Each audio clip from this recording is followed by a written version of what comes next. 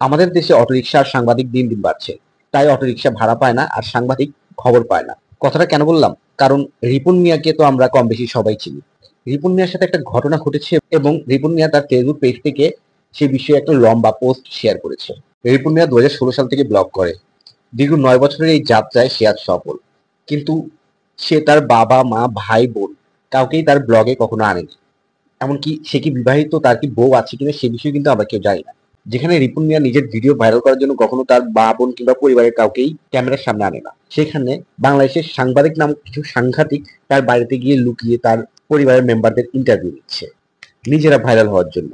এই জন্যই লোকেরা বলে বাংলাদেশে দিন দিন অটোরিকশা আর সাংবাদিক বৃদ্ধি পাচ্ছে, যার কারণে অটোরিকশা ভাড়া পায় না এবং সাংবাদিক খবর পায় না।